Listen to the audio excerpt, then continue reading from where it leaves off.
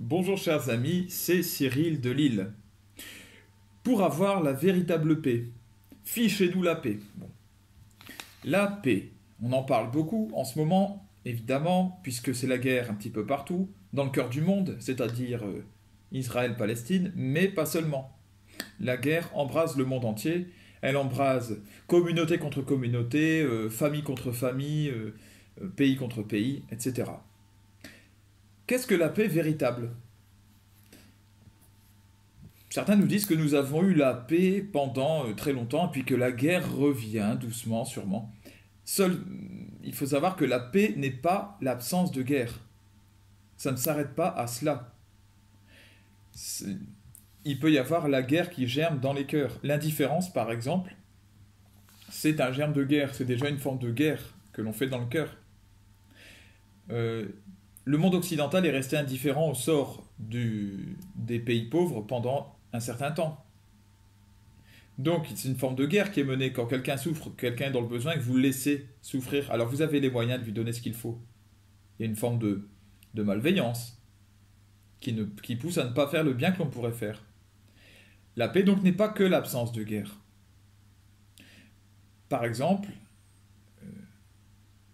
ériger un mur entre Israël et la Palestine ne suffira pas à obtenir la paix.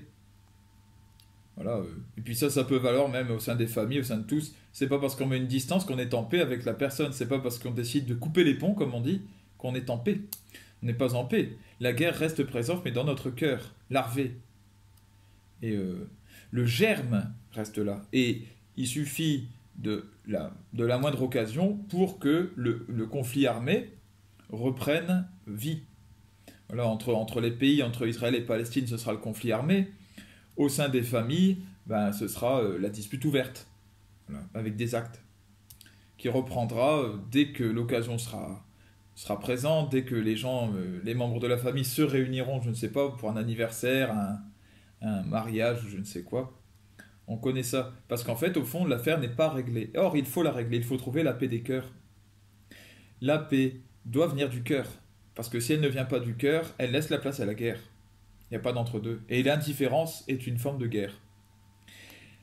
Puisque, comme je l'ai dit, elle laisse le mal agir. Elle laisse la souffrance exister sans réagir.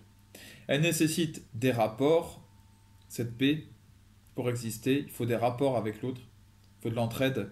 Il faut la reconnaissance de l'existence de l'autre, tout simplement. S'il n'y a pas ces choses-là, il n'y a pas de paix possible. Et donc, entre Israël et la Palestine, il ne peut pas y avoir de paix possible tant qu'il n'y a pas réellement l'amour qui s'installe entre les deux peuples. Le respect mutuel et l'amour. Alors c'est peut-être beaucoup demandé, mais ce n'est que comme cela que l'on peut obtenir la paix. La paix, à la fin, c'est une personne qui est la paix, c'est Jésus-Christ. Il a fait la paix sur la croix. Sur la croix, il est tiraillé comme ça. Ses deux bras sont tiraillés. Il se donne avec les mains ouvertes, les bras complètement ouverts, aucun signe de résistance. Il se donne et il fait la paix entre le ciel et la terre, entre les hommes, d'où qu'ils soient, de l'Orient et de l'Occident.